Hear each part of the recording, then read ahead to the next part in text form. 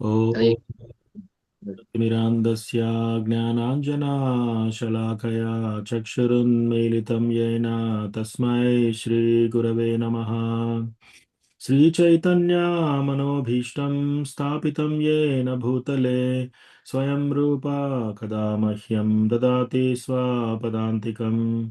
वन्देऽहं श्रीगुरो श्रीयुतापदकमलं श्रीगुरून् वैष्णवांश्च श्रीरूपं साग्रजातां सहगना रघुनाथान्वितं तं सजीवं साद्वैतं सावधूतं परिजनसहितं कृष्णचैतन्यदेवं श्रीराधा कृष्णपादान् सहगना ललिता श्रीविशाखान्वितांश्च। हे कृष्णा करुणा सिन्धो दीनबन्धो जगत्पते गोपेशा गोपिका कान्ता राधा कान्ता नमोऽस्तु ते। तप्तकाञ्चना गौराङ्गी राधे वृन्दावनेश्वरी वृषभानुसुते देवी प्रणमामि हरिप्रिये। वाञ्छाकल्पतरुभ्यश्च कृपा सिन्धुभ्य एव च पतितानां पावनेभ्यो वैष्णवेभ्यो नमो नमः। जय श्री कृष्ण चैतन्य प्रभु नित्यानंद श्री अद्वैता गदाधर श्रीवासादि गौरभक्त वृंदा।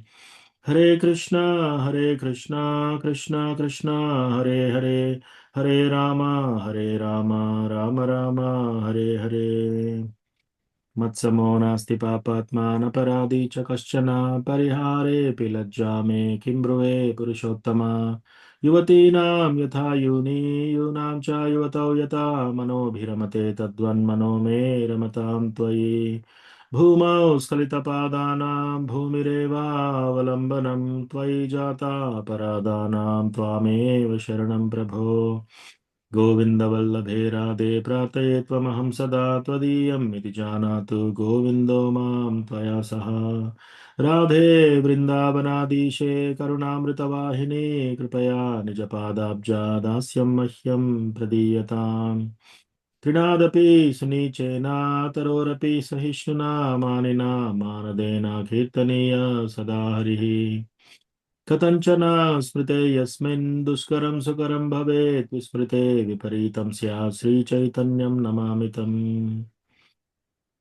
संसारदुःखजलदौ प्रतितस्य कामा क्रोधादिनक्रमकरे कवलीकृतस्य दुर्वासनानिगडितस्य निराश्रयस्य चैतन्यचन्द्रमम देहि पदावलम्बम्। चैतन्यचन्द्र मम देहि पदावलम्बम्। ओम नमो भगवते वासुदेवाय। ओम नमो भगवते वासुदेवाय। ओम नमो भगवते वासुदेवाय। नारायणं नमस्कृत्य नरं चैव नरोत्तमं देवीं सरस्वतीं व्यासं ततो जयमुदीरयेत्। नष्टप्रायेषु भद्रेषु नित्यं भागवत सेवया भगवति उत्तमश्लोके भक्तिर्भवति नैष्टिकी। हरे कृष्ण। ఈరోజు ఇస్కాన్ వరంగల్ టెంపుల్ శ్రీమద్ భాగవతం క్లాస్కి అందరికీ స్వాగతం. మీరందరూ వైష్ణవులు, సో మీరు నా యొక్క దండవత్ ప్రణామం స్వీకరించండి. హరే కృష్ణ. మరి కృష్ణ కథ వినడానికి हरे వచ్చండి. హరే కృష్ణ.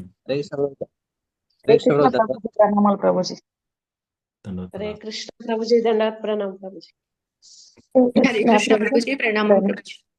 हरे कृष्ण प्रभु जी प्रणाम प्रभु जी। हरे कृष्णा प्रभु जी दंडवत प्रणाम प्रभु जी। हरे कृष्ण प्रभु जी दंडवत प्रणाम। हरे कृष्ण प्रभु जी दंडवत प्रणामालु। हरे कृष्ण प्रभु जी प्रणमाలు प्रभु जी। దండవత్ ప్రణామం ఆల్ గురు శిష్ల ప్రభుపాద్.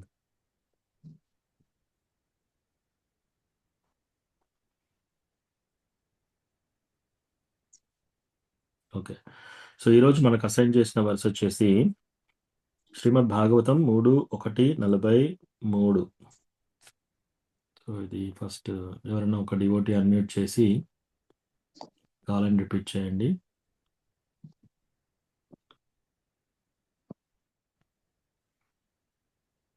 టెక్స్ట్ 3:1-43, 43వ శ్లోకం, 1వ చాప్టర్, 3వ స్కందం, 1వ చాప్టర్, 43వ శ్లోకం.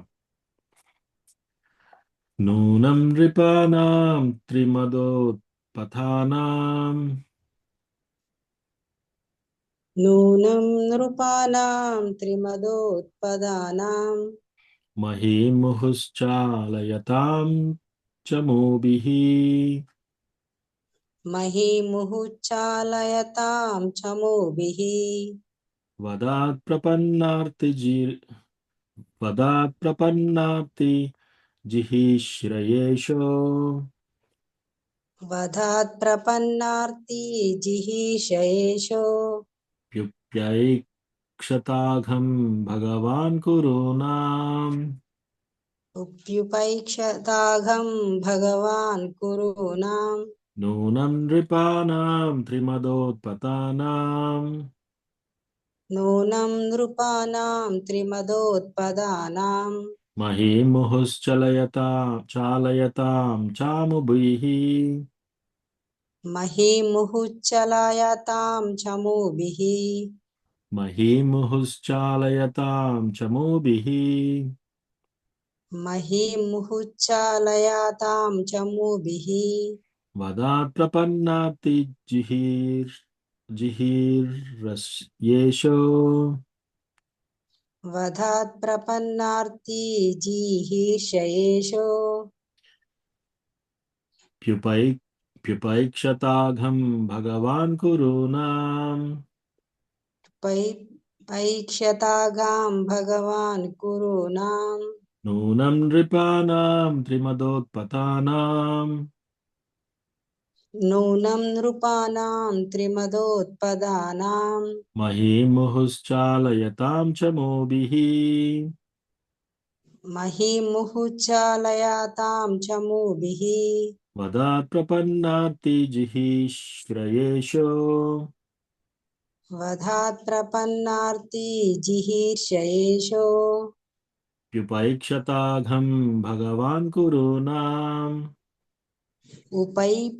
पैक्षधागां भगवान् कुरूनाम् नूनं नृपाणां त्रिमदोत्पतानां नूनं नृपाणां त्रिमदोत्पदानां महीमुहुश्चालयतां चमूभिः महीमुहुच्चालयातां चमूभिः वदात् प्रपन्नाति जिहीर्षयेषो वधात् प्रपन्नार्ति जिहीर्षयेषो प्युपैक्षताघं भगवान् कुरूनाम् पैक्षधागां भगवान् कुरूनाम् नूनं नृपाणां त्रिमोत्पतानां नूनं नृपाणां त्रिमदोत्पदानां महीमुहुश्चालयतां चमूभिः महीमुहुच्चलायतां चमूभिः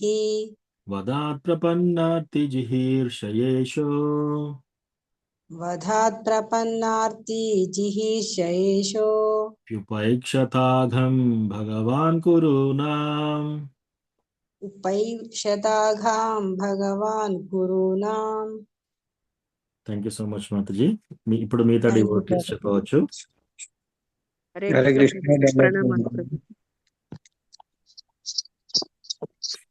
నూనం నృపాణాం త్రిమదోత్పదానాం మహీముహుచ్చాలయతాం చ మూభిః వదాత్ ప్రపన్నార్తి జిహీర్షయేషో ప్యుపైక్షతాగం భగవాన్ కురునాం. Thank you Prabhuji. హరే కృష్ణ ప్రభుజీ ప్రణామాలు. నూనం నృపాణాం త్రిమదోత్పదానాం మహీముహశ్చాలయతాం చమూభిః వదాతు ప్రపన్నార్తి జిహీర్షయేషో ఉపైక్షతాఘం భగవాన్ కురునాం. Thank you Prabhu. Hare Krishna Prabhu ji.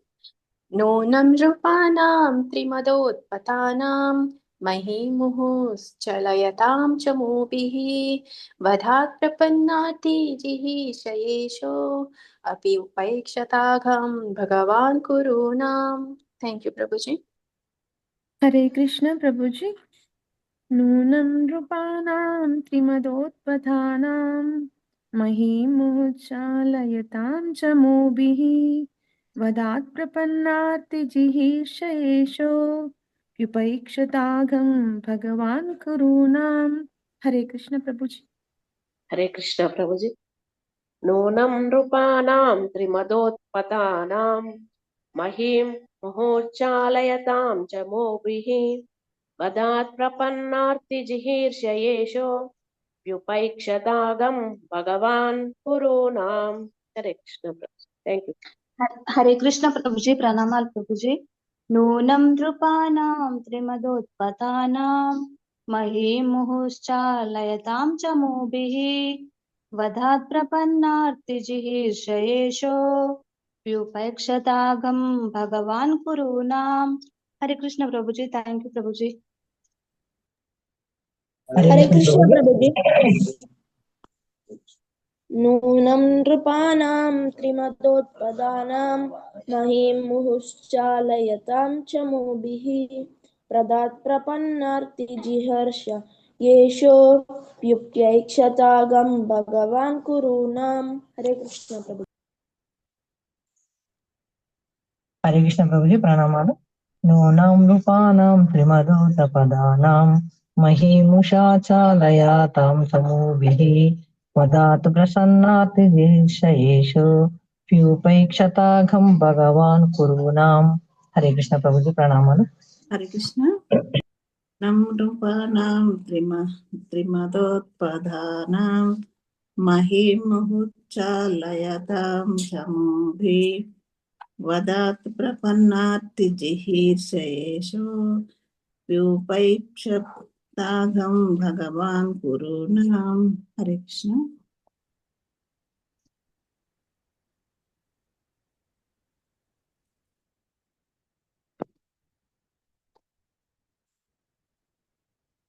Prabhuji mute లో ఉన్నారు ప్రభుజీ. హరి బోల్. హరే కృష్ణ.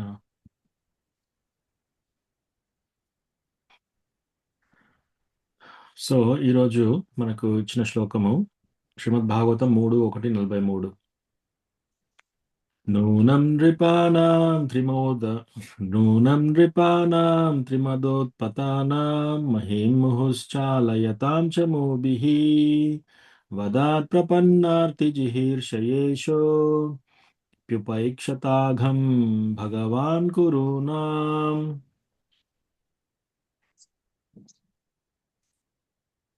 తాత్పర్యము భాష్యము శిల ప్రభుపాదుల వారిచే. శిల ప్రభుపాదికి జాయ్. తాను ప్రభువు అయినప్పటికీ ఆర్తుల దుఃఖమును శమింపజేయుటకు సర్వదా కోరి ఉన్నప్పటికీ అతడు శ్రీకృష్ణుడు కౌరవులను వధించుటను విడిచి ఉండెను. వారన్ని రకముల పాపములను ఉనరించినప్పటికీ మరియు ఇతర రాజులు 3 విధములగు మిథ్యాగర్వముతో తమ సైనిక బలము ద్వారా సదా ధరిత్రి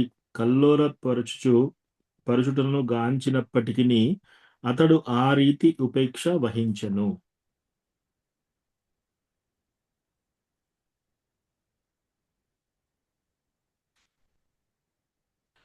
సో ఇక్కడ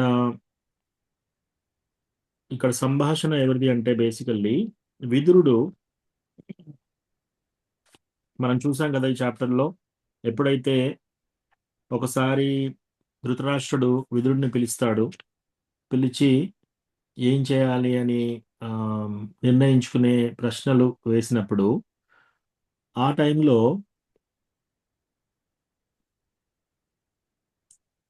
విదురుడు సలహా ఇస్తున్నాడు అన్నమాట. ఇగో మీ యొక్క కుమారుడి చేష్టల ద్వారా ఇంతవరకు వచ్చింది, సో ఆయనను త్యజించండి, మీరు ధర్మాన్ని కాపాడండి, పాండవులను పిలిచి వాళ్ళ రాజ్యాన్ని ఇచ్చేయండి అని. సో అప్పుడు ధృతరాష్ట్రుడు చాలా దుర్యోధనుడు వస్తాడు. దుర్యోధనుడు వచ్చేసి, నువ్వు మా ఇంట్లో తింటున్నావు, మేం పెట్టే తింటున్నావు, కానీ నువ్వు ఎప్పుడు వాళ్ళ సైడ్ మాట్లాడుతున్నావు అని చెప్పేసి, నిన్ను ఇప్పుడు ఓన్లీ నీ ఊపిరితోనే నేను వదిలేస్తున్నాను, ఇక్కడి నుంచి నువ్వు తక్షణమే వెళ్ళిపో అని చెప్తాడు అనమాట. అప్పుడు సో ఈయన యాక్చువల్లీ మంత్రి, కావాలంటే ఈయన రాజు కోసం వెయిట్ చేయొచ్చు, రాజు ఏమంటాడా, ఆయన ఒపీనియన్ ఏంటి అని వెయిట్ చేయొచ్చు, లేదా తిరిగి కొన్ని మాటలు అనవచ్చు విదురుడు. కానీ ఇవేవి ఉపయోగించకుండా ఆయన ఏం చేస్తాడంటే, అదే మంచి టైం అనుకోని చెప్పేసి, ఇది భగవంతుని యొక్క నిర్ణయము, ఈ టైంలో నేను ఇక్కడి నుంచి వెళ్ళిపోతాను అని చెప్పేసి అక్కడి నుంచి వెళ్ళిపోతున్నాడు అనమాట. సో వైష్ణవ దూషణ అయినప్పుడు మనకు శాస్త్రాలలో నాలుగు రకాలుగా మనం స్పందించవచ్చు అని చెప్పారు. సో వైష్ణవ దూషణ అంటే ఏంటి? యాక్చువల్లీ వైష్ణవులను లేదా భగవంతుణ్ణి, విగ్రహాలను లేదా శాస్త్రాలను, కృష్ణ భగవానుణ్ణి, ఇతరత్ర దేవతలను కూడా ఎవరైనా దూషిస్తున్నారనుకోండి, అప్పుడు మనము 4 కార్యాలు చేసినప్పటికీ కూడా 4 కార్యాలు చేయాలి. ఇది శాస్త్రంలో చెప్పారనమాట. ఒకటి, ఫస్ట్ థింగ్ ఏంటంటే, ఒకవేళ మన క్షత్రియ టైప్ మెంటాలిటీ ఒకవేళ మన దగ్గర ఉంటే, వెళ్ళి ఎవరైతే ఈ దూషణ చేస్తున్నారో వాళ్ళ నాలుక కట్ చేసి వాళ్ళని సంహరించాలి. ఓకే.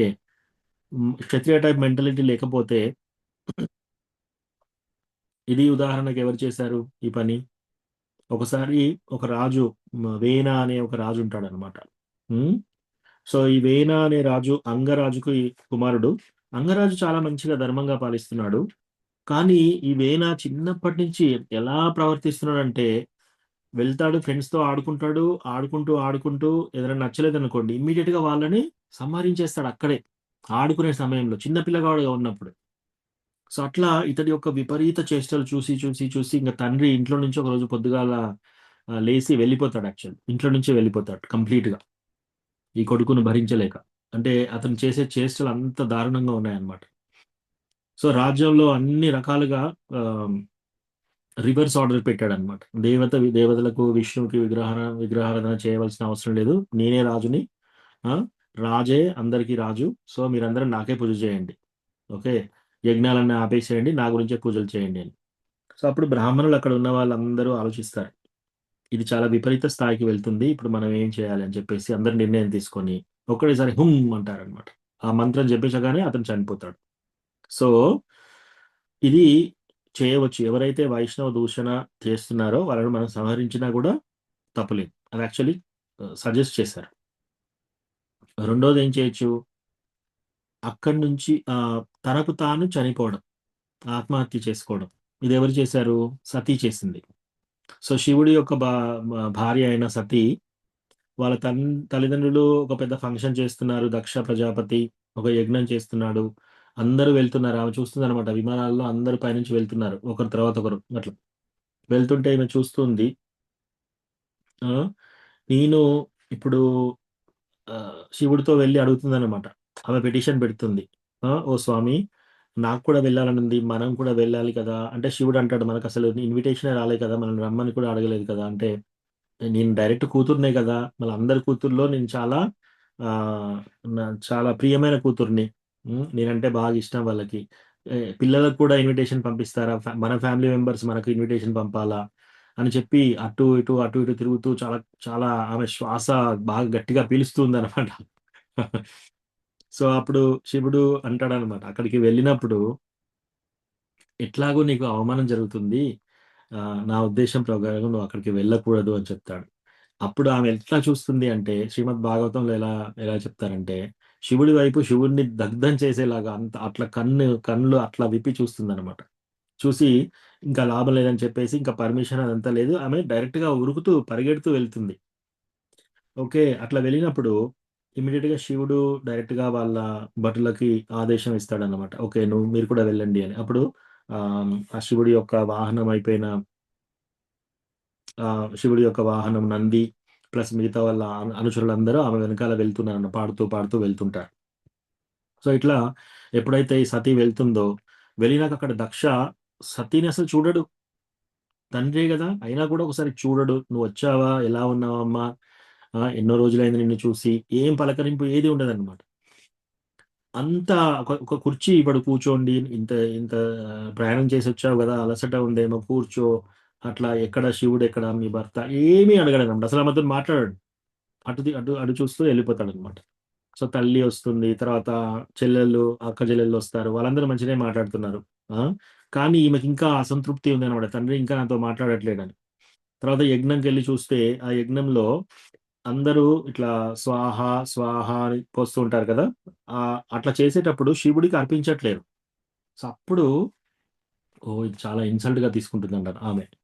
యాక్చువల్లీ శివుడు ఎంత గొప్ప కృష్ణ భక్తుడు, రామ భక్తుడు, సో అట్లాంటిది అతన్ని ఇన్వైట్ చేయకపోగా ఈ విధంగా మీరు చూసేది అని చెప్పేసి ఆమెకి చాలా కోపం వచ్చేసి ఆమె అనుకుంటుందన్నమాట, ఈ తండ్రి ఇచ్చిన నాకు ఈ దేహమే అవసరం లేదు.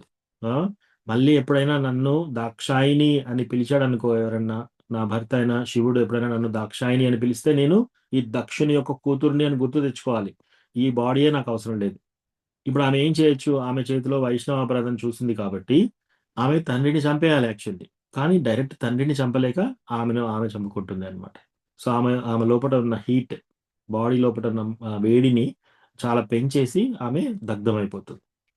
ఇంకప్పుడు భాగవతంలో మనకు చెప్పారు, ఆ శివుడు ఆ విషయం తెలియగానే ఇమ్మీడియట్ గా వచ్చేసి అదంతా డెస్ట్రాయ్ చేస్తాడు. సో ఇది రెండో విషయం. ఒకటి మనం వాళ్ళని చంపడం, రెండోది మనల్ని మనం ఆత్మహత్య చేసుకోవడం, ఆ తర్వాత మూడోది ఏంటంటే వాదోపవాదాలతో వాళ్ళని గెలవడం.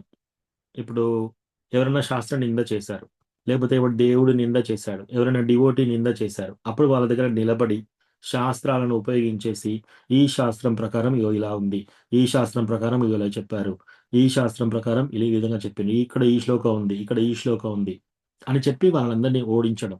ఇది కూడా ఒకటి. సో మనకి విశ్వనాథ్ చక్రవర్తి ఠాకూర్ అలా చేశారు. ఒకప్పుడు అసలు వైష్ణవాస్ అంటే అందరూ తిరస్కరించే వాళ్ళు. తర్వాత విశ్వనాథ్ చక్రవర్తి నిలబడి అందరికీ చెప్పాడనమాట, వైష్ణవాస్ యాక్చువల్ గా పరంపరలో ఉన్నారు. ఇంకా వాళ్ళు ఏమంటారు, అసలు మీకు శ్రీమద్ భాగవతంలో ఒక కమెంటరీ లేదని చెప్పేసి. అప్పుడు విశ్వనాథ్ చక్రవర్తి ఠాకూర్ ఆయన యొక్క శిష్యుడైన బలదేవ్ విద్యాభూషణ్ కి చెప్తాడనమాట. ఆ బలదేవ్ విద్యాభూషణ్ పంపిస్తే ఆయన చెప్పి ఆయనే ఇప్పుడు మాకు అది రాస్తేనే మేము ఒప్పుకుంటామంటే ఆయన వెళ్ళి డైరెక్ట్ భగవంతుని దగ్గర పెటిషన్ పెట్టేస్తే భగవంతుడు డైరెక్ట్ డిక్టేట్ చేస్తుంటే ఆయన రాశాడు అనమాట గోవింద భాష్య. ఓకే, తర్వాత వెళ్ళేసి ఆ గోవింద భాష్య చదవగానే అందరూ వచ్చేసి ఈయన శిష్యులు అయిపోతారు. ఓకే, సో మన పరంపర అంత గొప్పదన్నమాట. సో ఆ తర్వాత భక్తి సిద్ధాంత సరస్వతి ఠాకూర్, భక్తి వినోద్ ఠాకూర్, వాళ్ళ కాలంలో కూడా వైష్ణవాస్ మీద నిందలు, మీరు చైతన్య మహాప్రభు యొక్క గాయత్రి మంత్రంలో చైతన్య మహాప్రభుని కూడా పెడతారేంటి అట్లా అని చెప్తే అప్పుడు భక్తి వినోద్ ఠాకూర్ పోరాడాడు. ఆ తర్వాత మన భక్తి సిద్ధాంత సరస్వతి ఠాకూర్ నిలబడి అందరికి ఇట్లా మెప్పించి అందరిని చెప్తే అందరు చప్పట్లు కొడుతూ ఒక బకెట్ తీసుకొచ్చి ఆయన ఆయన పాదాలని ఆ బకెట్ లో ముంచి అంత నీళ్ళు అందరూ తలపైన చల్లుకుంటారు అనమాట. సో ఇట్లా మన యొక్క ఇప్పుడు శ్రీల ప్రభుపాది కూడా ఎస్పెషల్లీ నిర్విశేష శూన్యవాది, ఎవరన్నా వచ్చేసి భగవంతునికి రూపం లేదు, నిరాకారవాది, మాయావాది, మీరు భాగవతంలో చూస్తుంటే ఎంత గట్టిగా మాట్లాడతాడు అనమాట. ఎక్కడ ఎవరితో మాట్లాడినా కూడా చాలా గట్టిగా చెప్పేవాడు అనమాట. ఓకే, మనకు దర్శన్ టైం అయినట్టుంది. ఓకే, కృష్ణ బంధు ప్రభు మళ్ళీ కెమెరా ఆఫ్ చేశారు. ఓకే, సో అట్లా మనము అది మూడో విషయం చేయొచ్చు. ఎవరు ఎక్కడైనా వైష్ణవ అపరాధం మనం చూస్తుంటే మనం వాళ్ళని శాస్త్రం ఉపయోగించి వాళ్ళని ఓడించాలి. ఇది కాకుండా నాలుగో అవకాశం ఉంది. ఏంటది? అక్కడి నుంచి ఆ స్థలం నుంచి జస్ట్ వెళ్ళిపోవాలి, ఏం మాట్లాడకుండా అక్కడ అన్ని వదిలేసి వెళ్ళిపోవాలి. సో అది వైష్ణవాస్ చాలా తక్కువ మంది ఉన్నారు, డివోటీస్ తక్కువ మంది ఉన్నారు, ఈ కృష్ణ భగవానుని భక్తులు తక్కువ మంది ఉన్నారు. వెళ్ళి వేరే వాళ్ళని చంపడము, మనల్ని చంపుకోవడము చేయకండి. సో బెస్ట్ థింగ్ మనకి ఏంటంటే ఎక్కడైనా వైష్ణవ దూషణ, వైష్ణవ అపరాధం జరుగుతుంది అంటే అక్కడి నుంచి ఆ స్థలం నుంచి మనం అక్కడి నుంచి వెళ్ళిపోవాలి. అది best option, easy option, best option. అది విదురుడు చేశాడు. ఇప్పుడు విదురుడు చేసి ఎప్పుడైనా మనకు కష్టాలు వచ్చినా సరే, ఎవరైనా మనం నింద చేసినా సరే, మనం ఏం చేయాలి అనేది విదురుడు మంచిగా చెప్తున్నాడు మనకి. ఆయన ఏమనుకుంటున్నాడు, దేవుడు నాకు ఒక రకంగా ఇదొక మంచి పని చేశాడు, తద్వారా నేను ఏం చేస్తాను, ఇప్పుడు ఇక్కడ నుంచి వెళ్ళిపోతాను, ఇంకా ఈ యొక్క బిజినెస్ నాకు ఈ పాలిటిక్స్ వద్దు, ఈ వీళ్ళకు ఎంత చెప్పినా వీళ్ళు వినట్లేరు, చెప్పింది ఏమి చేయట్లేరు, సో అక్కడి నుంచి వెళ్ళిపోతాడు అనమాట. సో అలాగే మనం కూడా ఎవరినన్నా మనం డివోషనల్ సర్వీస్ కి తీసుకొచ్చేటప్పుడు అయినా సరే, మనం ఒకసారి చెప్తాము, 2 సార్లు చెప్తాము, 1 సంవత్సరం చెప్తాము, 2 సంవత్సరాలు చెప్తాము, ఒక 5 సంవత్సరాలు చెప్తాము. ఆ తర్వాత మనం కూడా ఒకానొక టైంలో ఇంకా ఆపేయాలి, చెప్పడం ఆపేసేయాలి. ఎందుకంటే వాళ్ళు కొంతన్నా వింటూ ఉంటే మనం చెప్పొచ్చు.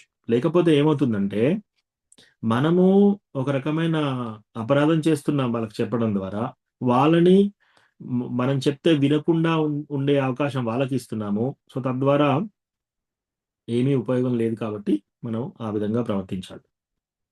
సో విదురుడు ఏం చేస్తాడు, అక్కడి నుంచి వెళ్ళి మంచిగా ఇదే చక్కని సమయం అని చెప్పేసి తీర్థయాత్రలకు వెళ్తాడు. అట్లా వెళ్తూ వెళ్తూ మైత్రేయ ఋషిని కలుస్తాడు. మైత్రేయ ఋషి కంటే తర్వాత అంతకంటే ముందు ఉద్ధవాన్ని కలుస్తాడు. సో ఉద్ధవాన్ని కలిసినప్పుడు ఉమ్, ఆ,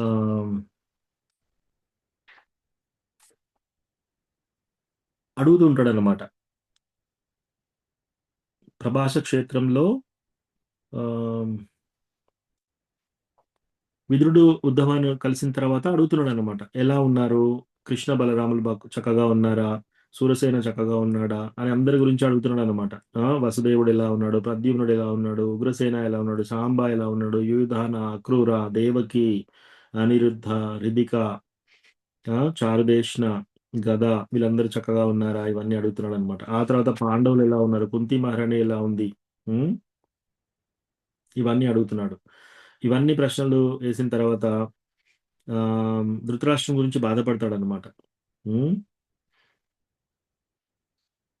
ఆ తర్వాత ఇదంతా అయిపోయినాక 42వ శ్లోకంలో అంటున్నాడు అనమాట,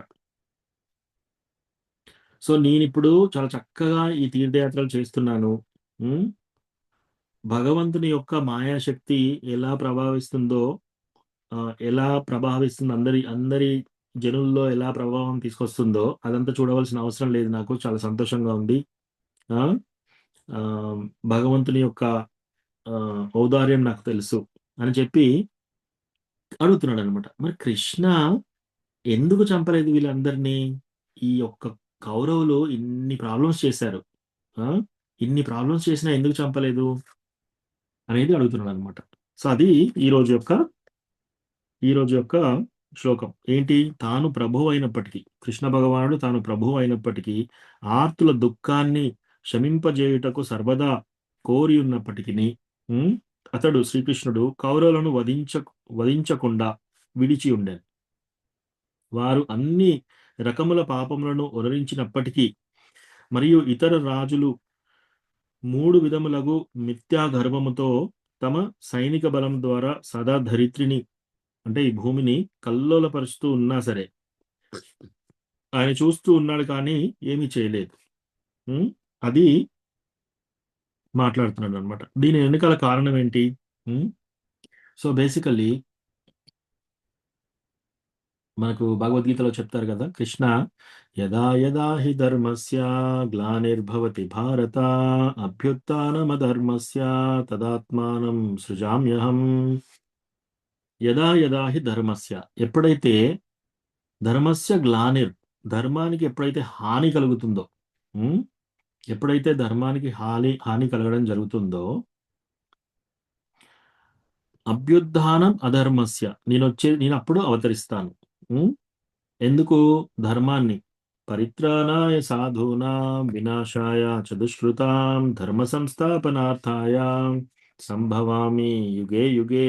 ప్రతి యుగంలో నేను ఎందుకు వస్తాడు భగవంతుడు? పరిత్రాణాయ సాధూనాం, సాధువులను రక్షించడం కోసం, వినాశాయ చ దుష్కృతాం, దుష్కృలను శిక్షించడం కోసం, ధర్మ సంస్థాపనార్థాయ, ధర్మాన్ని మళ్ళీ సంస్థాపించడం కోసం, ఈ మూడింటి కోసం వస్తాడు భగవంతుడు. అయితే యాక్చువల్లీ ఓకే, మనకి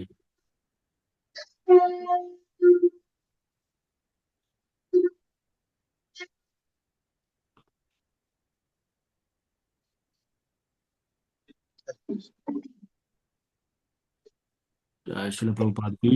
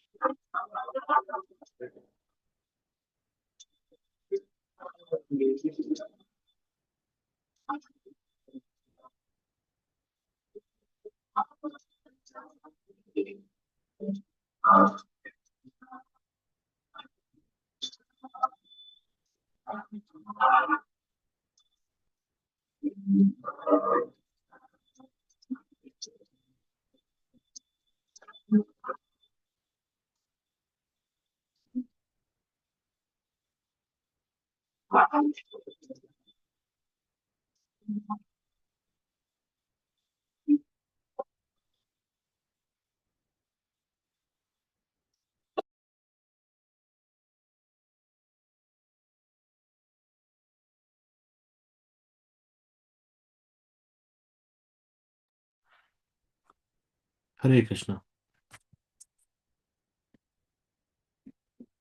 సో అలా భగవంతుడు ఏ విధంగా అంటే వీళ్ళందరినీ అసలు ఇన్ని అట్రాసిటీస్ చేశారు కదా, ద్రౌపదిని వస్త్రాపహరణం చేయడం టాలరేట్ చేశాడు భగవంతుడు. ఇవన్నీ చూస్తూ ఎలా ఉన్నాడు, ఆ వాళ్ళను ఎందుకు సంహరించలేదు అప్పటికప్పుడు, ఆ అట్లాగే ఆ పాండవులకు ఎన్నో అన్యాయాలు జరిగాయి, అది కూడా ఎందుకు చూస్తూ ఉన్నాడు. ప్లస్ మిగతా రాజులందరూ కూడా వాళ్ళ యొక్క ధనము, వాళ్ళ యొక్క చదువు, వాళ్ళ యొక్క అందరు పలుకుబడి వీటితో చాలా గర్వంగా ఉన్నారు. ఎంతో ఎంతో ఎంతో మంది చాలా మిలిటరీ స్ట్రెంగ్త్, వాళ్ళ యొక్క శక్తి చాలా ఎక్కువగా ఉంది. వాళ్ళందరినీ ఇంకా చంపకుండా ఎందుకు విడిచిపెట్టాడు? ఇదంతా శిలా ప్రభుపాదులో రాస్తున్నాడు అనమాట, రైట్. కానీ భగవంతుడు ఏం చెప్పాడు? ఇదన్నీ చూస్తూ ఉంటే భగవంతుడు శాంక్షన్ చేసిండని అర్థం కాదు అక్కడ. భగవంతుడు భగవద్గీత 11వ చాప్టర్లో అంటాడు కదా, భీష్మం చ ద్రోణం చ జయద్రథం చ. సో వీళ్ళందరినీ నేను ఆల్రెడీ దంష్ట్రా కరావం, నేను ఆల్రెడీ ఆ పల్లల్లో వాళ్ళు చిక్కుకొని భగవంతుడు క్రష్ చేయడం చూస్తున్నారనమాట. వీళ్ళ అర్జునుడు చూస్తున్నాడు, వాళ్ళందరినీ నేను ఆల్రెడీ సంహరించాను. ఓ అర్జున, నువ్వు వచ్చి నువ్వు కీర్తి గడించుకో, నువ్వు వచ్చేసి కీర్తి గడించుకో అని చెప్తున్నాడు అనమాట. సో అట్లా అవన్నీ చూశారు. కానీ ఎందుకు భగవంతుడు వాళ్ళందరినీ శిక్షించలేదు? ఎందుకు డైరెక్ట్ చంపలేదు? సో మన ఆచార్యస్ ఏమంటారంటే, భగవంతుడు వాళ్ళని ఎందుకు అలా చంపకుండా ఉన్నాడు అంటే, భగవంతుడు ఒక టైం కోసం చూస్తున్నాడు అన్నమాట. అందరినీ లైన్ గా పెట్టేసి ఒకసారి అందరినీ హతమార్చాలి. సో అదొక రీజన్. రెండో రీజన్ ఏంటంటే, భగవంతుడు ఈ యొక్క హీరోయిజం, ఈ యొక్క గొప్ప వీళ్ళందరినీ చంపిండు అని చెప్పేసి ఆ యొక్క కీర్తి అర్జునునికి ఇవ్వదలుచుకున్నాడు, రైట్. ఆయనే సంహరించాడు అనుకో, ఆయన యొక్క భక్తుడైన అర్జునుని కోసం ఆయన కీర్తి ఇవ్వడం కోసం ఆపాడు అనమాట ఇన్ని రోజులు. సో అట్లా అనమాట. సో భగవంతుడు ఇంకోటి మనం చూడాల్సింది ఏంటంటే, ఎప్పుడు కూడా మనం ఏ తప్పు చేసినా సరే, ఎంత హీనమైన కార్యం చేసినా సరే, ఎవరైనా ఒకరు వెళ్ళి ఎవరైనా సంహరిస్తున్నారు, ఎంత పెద్ద తప్పు చేస్తున్నా కూడా భగవంతుడు డైరెక్ట్గా వచ్చేసి డైరెక్ట్గా ఆపడు. ఎందుకంటే ఫ్రీ విల్, మనకి భగవంతుడు ఆ ఫ్రీ విల్ ఇచ్చాడు అనమాట. ఆ స్వతంత్రం, ఆ స్వతంత్రంతో మనంతట మనము తన వైపు చూడాలని ఎదురు చూస్తున్నాడు అనమాట. సో తద్వారా ఎవరైనా చెడు పని చేయాలన్నా కూడా భగవంతుడు వెళ్ళి ఇమీడియట్ గా ఆపడు వాళ్ళని, రైట్. ఇక అన్లెస్ మొత్తం ధర్మమే క్షీణిస్తుంది అంటే అప్పుడు వస్తాడు ఆ అవతారం తీసుకొని, వచ్చేసి వాళ్ళని సేవ్ చేస్తాడు. ప్రహ్లాదుని కూడా చూడండి, ఎన్నో మార్లు చంపడానికి ప్రయత్నం చేస్తూ ఉన్నారు వాళ్ళ తండ్రి. అప్పుడు ఇమీడియట్ గా ఫస్ట్ టైమే రాడు భగవంతుడు, కానీ లాస్ట్ కి ఇంకా అంతా చేయదాటిపోయినాక లాస్ట్ టైంలో వచ్చేసి హిరణ్యకశిపుని చీల్చేస్తాడు అనమాట. సో అట్లా భగవంతుడు ప్లస్ ఆయన భక్తుడైన అర్జునునికి ఈ యొక్క కీర్తి ఇవ్వదలుచుకున్నాడు. సో అందుకని ఆపుతున్నాడు అనమాట.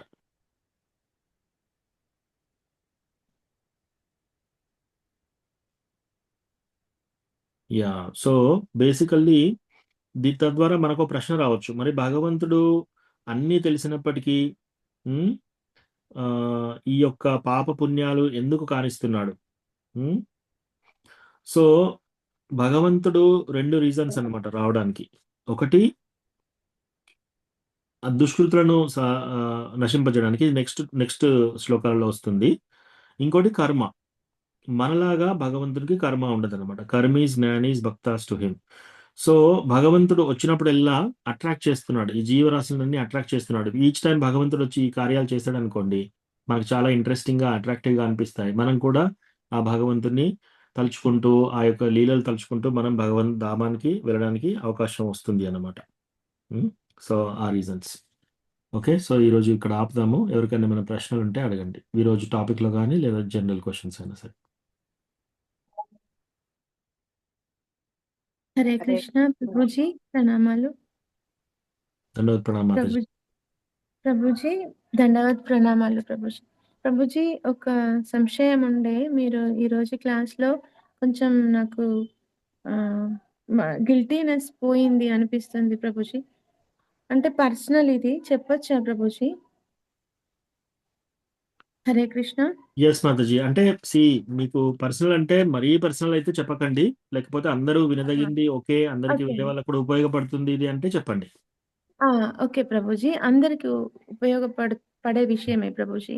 ఉమ్, అయితే ప్రభుజీ, మా పక్కనే ఒక స్కూల్ ఉంటుంది అనమాట. మేము ఇల్లు కట్టుకున్నప్పుడు 17 years బ్యాక్ లేదు, చిన్న ప్రైమరీ ఉండేదే. ఉమ్, అయితే తర్వాత 1 year ఇట్లా పెంచుకొని హై స్కూల్ అయిపోయింది.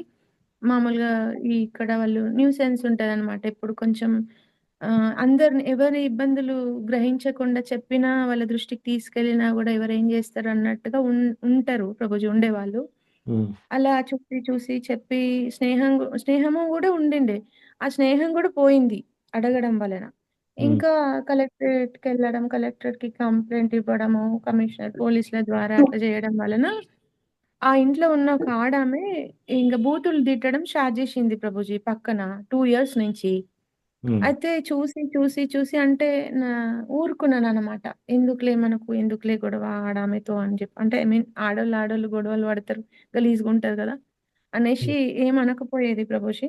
ఒకసారి మాత్రం ఇంకా భరించలేక రీసెంట్గా ఒక 3-4 days క్రితమే భరించలేకపోయి అంత అగ్రెసివ్ ఎందుకు వచ్చిందో తెలియదు ప్రభుజీ. అంత కోపం, పిచ్చి కోపం వచ్చేసి పండ్లు రాలగొడతా, నరికేస్తా అనే మాటలు మాట్లాడిన ప్రభుజీ నేను. ఉమ్, దానివల్ల ఇంకా వాళ్ళు బయటకొచ్చేసి మాట్లాడిండ్రు ప్రభుజీ. భయపడ్డారు ప్రభుజీ. ఇంకా ఉమ్, కమిషనర్ దగ్గరికి, కలెక్టర్ దగ్గరికి పోతే కంప్లైంట్లు చేస్తే ఇబ్బందుల కోసం మీరు ఇట్లాంటి మాటలు మాట్లాడతారా? ఇది కరెక్టేనా? చుట్టుపక్కల ఉన్న వాళ్ళ కష్టాలు గ్రహించాలి, జాగ్రత్తగా ఉండాలి గానీ, ఇదేంటి డబ్బులు బాగున్నాయని ఏమన్నా చేయొచ్చు అనుకుంటారా? అది ఇది అని మాట్లాడేసరికి తగ్గిండ్రు ప్రభుజీ. చాలా ప్రశాంతంగా ఉంది ప్రభుజీ ఈ 3 days నుంచి అయితే. నాకు ఈరోజు మీ క్లాస్ వలన అనిపించింది ప్రభుజీ, మనం ఏం చేయలేం, భగవంతుడే టైం వస్తే ఏదైనా చేస్తాడు అని ప్రభుజీ. చాలా చాలా thanks Prabhuji. Um. Thank you అంటే మాతాజీ. చెప్పండి ప్రభుజీ, మీరు ఇది కరెక్టేనా అని. వాళ్ళు మిమ్మల్ని ముందు స్నేహితులుగా ఉండి ఆ తర్వాత దూషణ ఏ ఏ విషయంలో స్టార్ట్ చేశారు మాతాజీ? దాని మీద అంటే ఆధారపడి ఉంటుంది. మనము వాళ్ళది కంప్లైంట్ చేశాం కదా ప్రభుజీ, వాళ్ళ గురించి. ఉహు, అక్కడ నుంచి వాళ్ళకి వస్తున్నాయి అన్నమాట, ఒత్తిడి వస్తుంది కదా ప్రభుజీ గవర్నమెంట్ నుంచి. ఉమ్, దాని వలన నేనే కంప్లైంట్ చేసిన కాబట్టి నా మీద ఉంటది కదా ప్రభుజీ రైట్ కోపం. రైట్. సో మిమ్మల్ని డైరెక్ట్ దూషిస్తున్నారు వాళ్ళు. Okay okay. ఎస్ ప్రభుజీ. రెండోది ఫస్ట్ అసలు వాళ్ళు ఏ ప్రాబ్లం చేస్తే మీరు కంప్లైంట్ చేశారు? ప్రభుజీ సౌండ్స్ ప్రభుజీ, విపరీతమైన సౌండ్స్, డీజేలు గంటలు గంటలు పెట్టడము. మనం ఎన్నిసార్లు అంటే ఇక్కడ చుట్టుపక్కల అందరికి కొంత హార్ట్ ప్రాబ్లమ్, స్టంట్స్ పడడం, ఏజ్డ్ వాళ్ళు అందరూ ఉన్నారు ప్రభుజీ. ఉమ్, అట్లా ఇబ్బంది ఉండేది. అంటే స్కూల్లో అశ్లీల పాటలు పెట్టడము ఇదంతా ఎవరైనా బాగాలేదు, ఇదేంది అనేవాళ్ళు. ముందుకొచ్చి ఎవరు అడగకపోయేవాళ్ళు ప్రభుజీ. ఉమ్, నేను ఒక్కదాన్నే అడగడం వలన వాళ్ళకి నా మీద అట్లా కోపం వచ్చింది ప్రభుజీ. ఉమ్. ఓకే. సో బేసికల్గా నాకు అర్థమైంది ఏంటంటే మాతాజీ, బేసికల్లీ మీ ఇంటి పక్క వాళ్ళు చాలా సౌండ్స్ పెట్టడము, పాటలు పెట్టడం, డీజేస్ పెట్టడం, న్యూసెన్స్ బాగా చేశారు. మీరు వెళ్ళి కంప్లైంట్ చేశారు. మీరు పోలీస్ స్టేషన్లో కంప్లైంట్ చేశారు, కలెక్టర్ ఆఫీస్లో కంప్లైంట్ చేశారు. తద్వారా వాళ్ళకి కొంచెం ఒత్తిడి వచ్చింది. దాంతో వాళ్ళు అప్పుడో ఇప్పుడో మిమ్మల్ని ఇబ్బంది పెట్టే మాటలు అంటున్నారు, ప్లస్ Yes, కొంచెం ప్రభుజీ. బూతులు కూడా మాట్లాడారు. అది మీరు చాలా నెలల నుంచి భరించి ఒకరోజు మీరు గట్టిగా మాట్లాడారు వాళ్ళతో. ఇదే కదా? 2 years ప్రభుజీ, 2 years నుంచి. ఉమ్, అంటే ఇక పక్కనే కంప్లీట్ గా పక్కనే ప్రభుజీ, ఒక 5 feet డిస్టెన్స్ నుంచే ఆ మాటలు వినడం. పొద్దున అంటే బ్రహ్మముహూర్తంలో నేను జపం చేసుకుంటా కదా ప్రభుజీ, నేను ఉమ్, ఇక్కడ ఉన్నా వినాలి అని చెప్పేసి 5:30 అట్లాంటి టైంలో అనడం మాటలు ప్రభుజీ. ఉమ్. I see. నాకు ఇదే గుర్తొచ్చింది ప్రభుజీ. ఈ ఈ మధ్య కాసం ప్రభుజీ ఇది క్లాస్ వినడము, గజేంద్ర స్తుతి పొద్దున అది గుర్తు చేసుకోవడం, ఏం చేయాలి దేవుడా, ఏంటి ఈ పరీక్ష, ప్రశాంతంగా ఉండలేమా అని చెప్పేసి బాధ అనిపించేది ప్రభుజీ. ఉమ్. ఓకే ఓకే మాతాజీ, మీరు వాళ్ళ మీద యాక్షన్ తీసుకోవడము అదంతా ఓకే. ఎవరన్నా మనకు అట్లా ఇబ్బంది కలిగిస్తుంటే మనం డెఫినెట్గా యాక్షన్ తీసుకోవాలి. కానీ ఒకటి, మీరు మీ మనసులో మాత్రం ఎటువంటి పరిస్థితిలో కూడా వాళ్ళ మీద ద్వేషం అనేది మీరు పెట్టుకోకూడదు. అవును. సో ఫస్ట్ లేదు అదొకటి లేదు ఫస్ట్ పాయింట్. ప్రభుజీ, యా. లేదు అస్సలు లేదు ప్రభుజీ, ద్వేషం అస్సలు లేదు.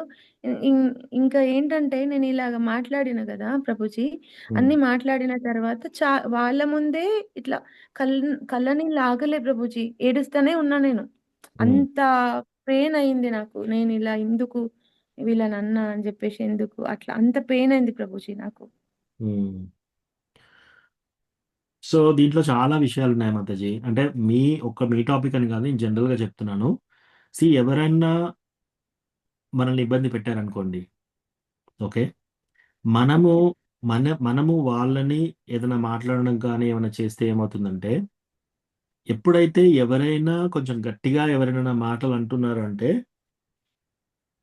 ఆ అనేవాళ్ళు ఎవరైతే దాడికి దిగుతున్నారు, దాడి చేసేవాళ్ళు, వాళ్ళ యొక్క మంచి కర్మ వీళ్ళకి ఇస్తున్నారు. ఎవరైతే ఓర్చుకుంటారో ఆ ఓర్చుకున్న వాళ్ళు ఎవరైతే మాటలు గట్టిగా అంటున్నారో వాళ్ళ యొక్క మంచి కర్మ వాళ్ళకి వెళ్ళిపోతుంది. ఎవరైతే ఓర్చుకుంటారో వాళ్ళ యొక్క చెడు కర్మ ఈ మాటలు అనే వాళ్ళకి వెళ్ళిపోతుంది అనమాట. సో కర్మ ప్రకారం. సో అదొకటి ఫస్ట్ ఓకే పాయింట్ ప్రభుజీ. మనం గ్రహించాలి ఎప్పుడైనా. రెండోది, ఓకే.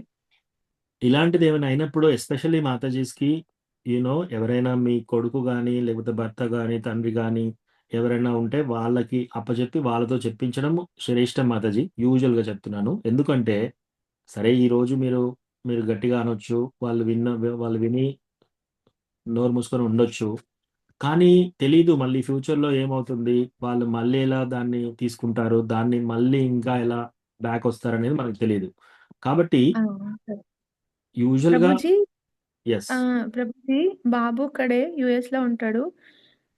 మా వారు ఏంటంటే ఏమంటారు, ఇలాగనే వాళ్ళ పాపన వాళ్ళు పోతారు అని అంటారు ప్రభుజీ. అనరు అంత. అంటే కొంచెం నేను డిఫరెంట్ ప్రభుజీ. కోపం ఎవరికి అన్యాయం జరిగినా వచ్చి ప్రశ్నించే తత్వం అది చిన్నప్పటి నుంచి ఉంది ప్రభుజీ నాలో. భక్తిలో ఉన్నా కూడా అది కోపాన్ని కంట్రోల్ చేసుకోవడానికి చాలా చాలా సార్లు ప్రయత్నం చేస్తా ప్రభుజీ. మెడిటేషన్ కి కూడా వెళ్ళేదాన్ని. అక్కడ కూడా అన్నారు, కోపం ఎందుకు వస్తుంది, స్వార్థానికి అంటే, లేదు అన్యాయానికి అంటే, కరెక్టే కదా, అన్యాయానికి కోపం రావాలి కదా అని అనేవాళ్ళు. అయితే ఇక్కడ ఏమైందంటే ప్రభుజీ, ఇక్కడ గొడవ ఏం కాలేదు. జస్ట్ వాళ్ళు ఇప్పుడు మగవాళ్ళు కాదు అక్కడ. ఆమె చేసిన దానికి ఇప్పుడు ఇక్కడ నేను ఇలా ప్రవర్తిస్తే వాళ్ళ భర్తను తీసుకొచ్చుకుంది, మాట్లాడింది ఆమెనే. వాళ్ళు తగ్గామని అట్లా ప్రవర్తించొద్దని ఆమెకే చెప్పిండ్రు వాళ్ళు. నన్ను ఏమంటారు ఆమెను క్షమించండి అన్నట్టుగానే మాట్లాడిండ్రు ప్రభుజీ. అక్కడ ఏం లేదిక. వాళ్ళు అంటే కొన్ని కొన్ని ఇబ్బందులు నేను వాళ్ళ దృష్టికి తీసుకురావడం వలన, ఇంత గట్టిగా కోపంగా తీసుకురావడం వలన వాళ్ళు తగ్గిండ్రు ప్రభుజీ. అర్థమైపోయింది ఈ 4, 5 డేస్‌లో. వేరే ఇబ్బందులు గూడా ప్రభుజీ. ఆమె తిట్టడం ఎస్ అనే గాకుండా ఎస్ మాతాజీ. సో ఒకటి నేను నా పర్సనల్గా నా లైఫ్లో చూశాను మాతాజీ. కోపంగా మనము ఎవరినన్నా ఈవెన్ ఎదుటి వాళ్ళు అన్యాయం చేసినా సరే మనం కోపం చూపించేసి అది కరెక్ట్ చేయడం తద్వారా ఆ, మనకి యాక్చువల్గా మన భక్తి జీవితం కొంచెం తగ్గుతూ ఉంటుంది మాతాజీ. రెండోది, కోపంగా మనము వేరే వాళ్ళను మనం కోపం చూపించి మనము ఇది సాధిస్తాము అని చాలా మంది అనుకుంటారు, ఇంక్లూడింగ్ మై సెల్ఫ్, నేను కూడా ఇంతకుముందు.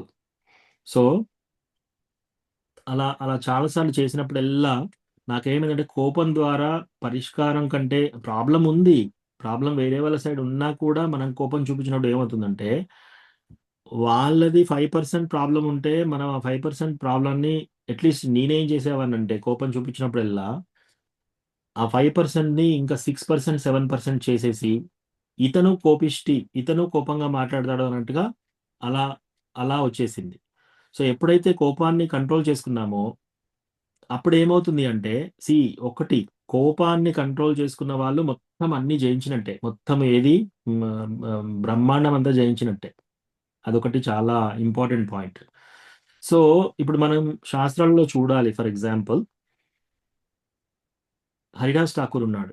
హరిదాస్ ఠాకూర్ ఏం చేస్తున్నాడు అని చాంటింగ్ ఆయన మరణం ఆయన చాంటింగ్ చేసుకుంటున్నాడు 109 రౌండ్లు రోజు, ప్రతిరోజు. ఇప్పుడు ఆయన ఏం చేస్తున్నారు, ప్రతి వీధికి తీసుకెళ్ళి ఒక ఇనుప కడ్డీలతో కొడుతున్నారు, షూస్ తోని తంతున్నారు, ఆయనను ఆ విధంగా శిక్షిస్తున్నారు, కొరడాగా కొడుతున్నారు. రైట్? అప్పుడు కూడా ఆయన కోపము చూపించట్లేదు. Okay, first point. రెండోది, ధ్రువ మహారాజ్, మన ప్రహ్లాద్ మహారాజ్ ఏం చేస్తున్నాడు, ఆయన భక్తి చేసుకుంటున్నాడు. చిన్న పిల్లవాడు, 5 సంవత్సరాల పిల్లగాడు. ఆయన ఏం అడగట్లేడు తల్లిదండ్రులని, ఆయన భక్తి ఆయన చేసుకుంటున్నాడు. తండ్రి ఏం చేస్తున్నాడు, నువ్వు ఈయనకి విష్ణు భక్తి కావద్దు అని అంటే నేను అది మరవలేను అని, అది కూడా చాలా మర్యాదగా చెప్తున్నాడు. తండ్రి ఇంకా చాలా కోపం ఇట్లా ఊగిపోతూ ఆయన నెట్టేస్తాడు. తర్వాత తీసుకెళ్ళి పాముల పుట్టలో వేస్తాడు, రకరకాలుగా చంపడానికి ప్రయత్నిస్తున్నాడు. అప్పుడు ఆయన ఏం చేస్తున్నాడు, ఆయన కోపం చూపెట్టట్లేడు. ఓకే, అదొక సంఘటన. అంబరీష్ మహారాజ్. సో అంబరీష్ మహారాజు ఆయనే ఫాస్టింగ్ చేశాడు, ఏకాదశి ఫాస్టింగ్ చేశాడు. ఫాస్టింగ్ చేసి ఫాస్ట్ బ్రేక్ టైంలో ఈ దుర్వాస ముని వచ్చేసి ఆయన ఏం చేస్తున్నాడు, మీరు వచ్చారా, మీరు స్నానం చేసి రండి, మీ గురించి నేను వెయిట్ చేస్తాను, ప్రసాదం తీసుకుందామని ఆయన పంపిస్తాడు. ఆయన స్నానం చేస్తూ చాలా లేట్గా చేస్తున్నారు. ఇప్పటికీ 12 గడియలు అయిపోతున్నాయి. ఓకే, ఈ టైంలో ఆయన అందరి బ్రాహ్మణాస్ని కన్సల్ట్ చేసి ఇప్పుడు ఏం చేయాలి నేను అని చెప్పేసి అడిగితే వాళ్ళు, మీరు ఒక చుక్క నీళ్ళు తాగండి, వాటర్ తాగితే మీరు ఫాస్ట్ బ్రేక్ చేసినట్టే, బ్రేక్ చేయనట్టే. 2 విధాలుగా ఆన్సర్ ఉంటుంది. అంటే ఒక చుక్క నీళ్ళు తాగుతాడు. ఇది దుర్వాసమునికి తెలిసి ఆహా ఆదిత్యుని నేను వచ్చినప్పుడు నాకు పెట్టకుండా నువ్వు తాగుతావా నీళ్ళు అని చెప్పేసి ఒక పెద్ద మంట రాక్షసుని పంపిస్తాడు ఈయన మీదికి పంపించినప్పుడు ఆ మంట ఇలా వస్తున్నప్పుడు ఒక్క అడుగు కూడా వెనక్కేయడు అంబరీష్ మహారాజ్, ఒక్క అడుగు కూడా వెనక్కేయడు. జస్ట్ ప్రేయర్ చేస్తున్నాడు అంతే, జస్ట్ ఇట్లా పెట్టేసి సరే ఇది కానీ అన్నట్టుగానే చూస్తున్నాడు. కానీ దేవుడు మాత్రం వదిలిపెట్టలేదు. దేవుడు ఏం చేశాడు, ఇమ్మీడియట్ సుదర్శన చక్ర పంపించాడు. ఆ సుదర్శన చక్ర వేడికి మంట ఆరిపోయింది. ఇప్పుడు ఏమవుతుంది, ఆ సుదర్శన చక్ర దుర్వాస ముని ఇంటికి వెళ్తుంది. దుర్వాస ముని ఆయన పెద్ద ఋషి, అంటే ఆయన యొక్క ఇంద్రియాలను కంట్రోల్ చేసుకున్న అతను. ఆయన ఏం చేస్తున్నాడు, ఓకే రాణి అదేదో వస్తుంది కదా, నేను ఒక్కడుగు ముందుకు వెనక్కి ఈయనలాగా నిలబడట్లేడు. ఆయన ఇంకా పరిగెడుతున్నాడు. ఎంత పరిగెడుతున్నాడంటే, ఎంత ఫాస్ట్గా పరిగెడుతున్నాడంటే వెళ్ళి బ్రహ్మలోకానికి వెళ్ళాడు, ఆ తర్వాత శివలోకానికి వెళ్ళాడు, ఆ తర్వాత విష్ణు లోకానికి వెళ్ళాడు. ఓకే, దాన్ని బట్టి మనం అర్థం చేసుకోవాలి అంటే వీళ్ళందరూ ఏం చేస్తున్నారు, ప్యూర్ డివోటీస్ ఏం చేస్తున్నారు, ఎక్కడ కూడా వాళ్ళు కోపం ఎగ్జిబిట్ చేయలేదన్నమాట. ఓకే. సో కోపం ఎగ్జిబిట్ చేసి మనల్ని ఎవరినన్నా మనం ఎవరిపైన గెలిచినప్పుడు మనకేమొస్తుందంటే ఒక మంచి ఫీలింగ్ వస్తుంది. ఓకే. ఈ సమస్య పోయింది అని. కానీ నిజంగా చెప్పాలంటే మాతాజీ, మనం కోపం ఎప్పుడైతే కంప్లీట్‌గా ఎవరన్నా మనల్ని ఒక మాట అన్నా కూడా మనం ఒక స్పాంజ్ లాగా అబ్జార్బ్ చేసుకున్నాం అనుకోండి. చేసేసుకొని వదిలేసాం అనుకోండి. ఆ స్థాయికి కనుక మనకు వస్తే మనము కోపాన్ని జయించినట్టే. ఈ కోపం మనం అలా ఉంచినప్పుడు ఏమవుతుంది అంటే, మనం కరెక్ట్ అయినా సరే క్రమక్రమంగా ఇంకా మనం ఇంకో జన్మ మృత్యు జరా వ్యాధి ఈ చక్రంలోనే ఉంటున్నాం అనమాట. సో నేను మొత్తం చెప్తున్నాను మీకు యాక్చువల్లీ. మీ ఒక్కరి గురించి కాదు, అందరికీ క్లాస్‌లో. రైట్? Yes. సో దీని గురించి నేను కొన్ని సంవత్సరాల పాటు కోపంతో ప్రయోగం చేశాను. కోపం రావద్దు అనుకుంటాను కానీ వచ్చేసింది. కానీ రావద్దు అనుకుంటాను కానీ వచ్చేసింది. అట్లా పోతూ పోతూ గురు మహారాజ్ యొక్క క్లాసెస్ వింటూ వింటూ మహారాజ్ ఒక కొటేషన్ ఇచ్చాడు. ఆ కొటేషన్ ద్వారా నేను అప్లై చేసినప్పుడల్లా నాకు సొల్యూషన్ దొరికేదనమాట. ఏంటంటే, to the degree you expect something from somebody, to that degree you will suffer when that expectation is not fulfilled. దీని అర్థం ఏంటంటే, మనం ఎవరి గురించి అయినా ఏదైనా ఆశపడినప్పుడు వీళ్ళు ఇలా ప్రవర్తించాలి అని మనం ఒక ఆశ పెట్టుకుంటాం. ఇతను నా కొడుకు, ఈమె మా భార్య, వీళ్ళు నా వాళ్ళు, వీళ్ళు ఇలా ప్రవర్తించాలి, వీళ్ళు ఇలా చేస్తే బాగుండేది. రైట్? అది ఒక ఆశ. మీకు ఎన్ని డిగ్రీల ఆశ ఉంటుందో ఆ ఆశ తీరకపోతే అన్ని డిగ్రీల బాధ అవుతుంది మీకు. సో మనం ఏం చేయాలంటే ఆశ అనేది జీరో చేసుకోవాలి. అంటే ఆశ అనేది తగ్గించాలి. మా తల్లిదండ్రులే కదా వాళ్ళు ఇలా ప్రవర్తించాలి. లేదు లేదు, వాళ్ళు నా తల్లిదండ్రులైనా సరే వాళ్ళు ఎలా అయినా ప్రవర్తించవచ్చు. ఆ ఆశ కొట్టేసుకోవాలి. ఓకే, వీళ్ళు మా పిల్లలు కదా, వీళ్ళు ఈ విధంగా ప్రవర్తించాలి. నా కొడుకు అమెరికా నుంచి రోజుకోసారి ఫోన్ చేయాలి, వారానికోసారి ఫోన్ చేయాలి, నాకు డబ్బులు పంపించాలి. ఇవన్నీ ఆశలు. ఈ ఆశలు కొట్టేసుకోవాలి. రైట్?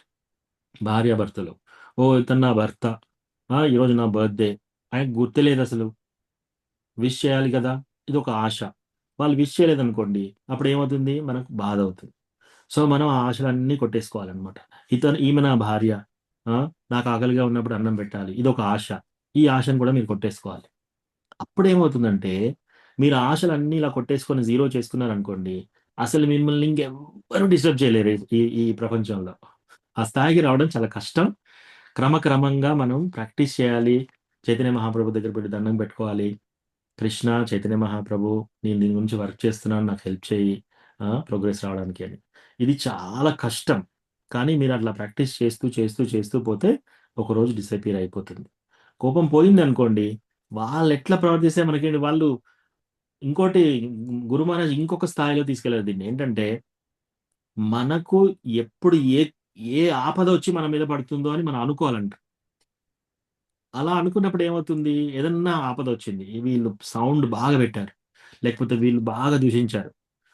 యెస్, నేను ఆల్రెడీ ఎక్స్‌పెక్ట్ చేస్తున్నాను. వీళ్ళు అలాగే చేస్తారని నేను ఎక్స్‌పెక్ట్ చేస్తున్నాను. వాళ్ళు అలాగే చేశారు. ఇంకా దాంట్లో ప్రాబ్లమ్ ఏం, సర్ప్రైజ్ ఏం లేదు. ఒకవేళ అలా చేయలేదనుకోండి, అన్నీ బాగున్నాయి, సాఫీగా స్మూత్‌గా ఉన్నాయి, అప్పుడు మీరు సంతోషంగా ఉంటారు. కృష్ణ మాకు లైఫ్‌లో ఇంత ఇది ఇచ్చారా అని చెప్పేసి. సో అట్లా మనము ఆశ తగ్గించుకొని జీరో చేయకుండా, ఎదుటి వాళ్ళు ఇంకా విపరీతంగా మనకు హాని చేస్తారు అనే ఊహలో ఉండాలి. అట్లా ఉంటే అది జరగపోయినప్పుడు మనం హ్యాపీగా ఉంటాం. అది జరిగిందనుకో, ఎలాగో అలాగే అనుకుంటున్నాం కదా, వీళ్ళు అలాగే ప్రవర్తిస్తారులే అని మనం నవ్వుకొని వదిలేయాలన్నమాట. సో ఇది క్రమక్రమంగా మనం ప్రాక్టీస్ చేయాలి. సో ఇలా చేస్తూ చేస్తూ పోతే మనం భక్తిలో చాలా లోతుగా వెళ్ళిపోతాం. మనల్ని ఇంకా ఎవ్వరూ డిస్టర్బ్ చేయలేరు. మనం చాలా హ్యాపీగా సంతోషంగా ఉంటాం. ఇది ప్రాక్టీస్ చేయండి. But at the same time ఎవరైనా న్యూసెన్స్ చేసేవాళ్ళు ఇలాంటివి ఉంటే మనం ఏం చేయాలంటే, ఒక పాము, విషం లేని పాము బుస కొడుతుంది కదా. సో ఒకసారి ఒక కథ ఉంది దీంట్లో. నారద ముని, ఒక పాము వచ్చేసి నన్ను చూడగానే అందరూ భయపడుతున్నారు, నేను ఎక్కడికి వెళ్ళలేకపోతున్నాను, ఎటు చూసినా అందరూ రన్నింగ్ లో ఉన్నారు నన్ను చూడగానే. అంటే, నీ దగ్గర విషం ఉంది కదా, నువ్వు పని చేయి, ఆ విషాన్ని త్యజించు అంటాడు. సో ఆమె ఏం చేసింది, ఆ విషం అంతా తీసేస్తుంది. ఇప్పుడు అందరికీ తెలిసిపోయింది ఈ పాము దగ్గర విషం లేదని.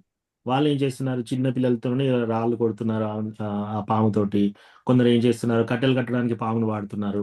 సో ఇట్లా ఆ పాముతో ఆడుకుంటున్నారు. మళ్ళీ నారద ముని దగ్గరికి వెళ్తే, చూడండి మీరు విషము వదిలేయమన్నారు, విషయం వదిలేస్తే మనకి ఇంకా రెండో ప్రాబ్లం స్టార్ట్ అయింది, ఇప్పుడు ఏం చేయాలి అంటే, నిన్ను విషాన్ని వదిలేయమని చెప్పాను కానీ బుస కొట్టడం ఆపమని చెప్పలే కదా. అని చెప్పాడు. సో బుస కొట్టాలి మనం ఎప్పుడైనా ప్రాబ్లమ్స్ మన దగ్గరికి వచ్చినప్పుడు గట్టిగా ఎస్ ప్రభుజీ. గట్టిగా అంటే రెస్పాండ్ చేయాలి. నేను నిజంగా చెప్పాలంటే కోపం కంటే ఎక్కువ వాళ్ళని బెదరగొట్టాలనే ప్రయత్నమే చేసిన ప్రభుజీ. వాళ్ళు అన్నారంటే, మీరు కృష్ణ భక్తులు కదా, భాగవతం భగవద్గీత వింటారు, చదువుతారు కదా, మీకెందుకు ఇంత కోపం వస్తుందని డైరెక్టే అడుగుతుండ్రు. ఇంకా వాళ్ళ ఇంట్లో నుంచే ఇంకా అంటే తెలుసు భక్తిలో ఉంటది ఈమె, ఏమనదు అని అవన్నీ తెలుసు ప్రభుజీ. కోపం కోపం నిజంగానే మీరు అన్నట్టు కోపం కంటే ఎక్కువ వాళ్ళని బెదరగొట్టాలనే ప్రయత్నమే చేసిన ప్రభుజీ నేను. ఓకే. సో అట్లా ఉండి వాళ్ళ మీద ద్వేషం లేకుండా అట్లా అయితే పర్వాలేదు. కానీ ఇన్ జనరల్ మాతాజీ మీరు చెప్పినప్పుడు కోపంతో నేను కొన్ని సంవత్సరాలు ఎక్స్పెరిమెంట్స్ చేశాను. కాబట్టి పూర్తి ఆన్సర్ ఇచ్చాను. ఎందుకంటే ఇది మంచి ప్రశ్న, అందరికీ ఉపయోగపడుతుంది. బట్ ఇన్ జనరల్ మనము ఓన్లీ ఒక్క డివోటీయే కోపం ద్వారా జయము కలిగింది ఎవరికంటే హనుమంతుడు. సో హనుమాన్ ఎంత మంచి డివోటీ అంటే రామచంద్ర కోసం ఏదైనా చేస్తాడంటే వెళ్ళి ఆయనని ఎంత దూషించినా సరే ఆయనే కామ్గా ఉన్నాడు. ఆయన తోకను కాలబెట్టారు. అప్పుడు ఆయన కోపం చూపించి లంక అంతా అంటించేసి వచ్చేస్తాడనమాట. సో ఆ కోపం కూడా మనం ఏం చేయాలి, కృష్ణ భగవానుని సేవలోనే వాడాలి. కృష్ణ భగవానుని సేవలో కాకపోతే ఆ కోపాన్ని ఎప్పుడు వాడకూడదు. ఇంకోటి మా టెంపుల్ ప్రెసిడెంట్ చెప్పిన ఆన్సర్ ప్రకారం ఇస్ వైశేషిక మహారాజ్, మనం హనుమాన్ లాగా ప్రవర్తించలేము. మన డివోషన్ అంత లోతుగా ఉండదు. సో కోపంతో ఎప్పుడైనా ఏ ఎక్స్పెరిమెంట్ చేసినా మనం ఫెయిల్ అవుతాం. కాబట్టి మనల్ని మనం సంరక్షించుకోవాలి. కానీ కోపంతో చాలా కేర్ఫుల్గా ఉండాలి. మనం కోపం తగ్గించుకోవడానికి ప్రయత్నం చేయాలి. అది మాత్రం మనం వర్కౌట్ చేసుకోవాలి. ఎస్ ప్రభుజీ. అదే ఒకటే ప్రయత్నం ఎప్పుడు. దానికోసమే ప్రభుజీ ఇవన్నీ క్లాసులు ఇవన్నీ కూడా ఆ కోపంని జయించడానికే ప్రభుజీ. ఎస్, మీరు థ్యాంక్ యూ రాసుకోండి. ప్రభుజీ. ఎప్పుడన్నా మన కోపం వచ్చినప్పుడల్లా, ఎవరైనా ఏదైనా ప్రవర్తించినప్పుడు సడన్ గా కోపం వచ్చింది అనుకో, మీ బుక్ లో రాసుకోండి. ఓకే, పేజీలో ఈ రోజు డేట్ ఇక్కడ కోపం వచ్చింది, మళ్ళీ నెక్స్ట్ డేట్ ఇక్కడ కోపం వచ్చింది. మీరు సంవత్సరం పాటు అకౌంట్ పెట్టుకోండి ఎన్నిసార్లు కోపం వచ్చింది. ఓకే, ఒక సంవత్సరం పాటు మన కోపం రాలేదు అంటే అప్పుడు ఓకే, ఎస్, అదొక ప్రాక్టీస్ సాధన. ప్రభు ఓకే హరే కృష్ణ ప్రభు. ఎస్ రాజమణి మాతాజీ. రమేష్ ప్రభు మీకు ప్రశ్న ఉంది? ప్రభు నేను భక్తి వైభవ్ ఎగ్జామ్ రాయలేకపోతున్నా ప్రభు. ఓకే, భక్తి వైభవ్ వరకు వెళ్ళారా మీరు? వావ్. అవును ప్రభు. భక్తి శాస్త్రి ఎందుకంటే అయిపోయిందా? నాకు భక్తి శాస్త్రి అయిపోయింది అయిపోయింది. బాబా. వచ్చింది బాబా, సర్టిఫికేట్ కూడా వచ్చింది. కానీ నేను ఇది రాయలేకపోతున్నా ప్రభు. శ్లోకాలు చాలా హార్డ్ ఉన్నాయి ప్రభు నాకు. ఎస్ మాతాజీ, భక్తి వైభవ్ మన అంటే ప్రపంచంలో నా ఆత్మీయత కుమారులు, నా ఆత్మీయత కూతుళ్ళని పెట్టిండు. నాకు ఒక సైడ్ రాయాలనిపిస్తుంది, ఒక సైడ్ ఏమో ఓపిక లేదు అనిపిస్తుంది ప్రభు. నాకు 65 ఏజ్ ప్రభు.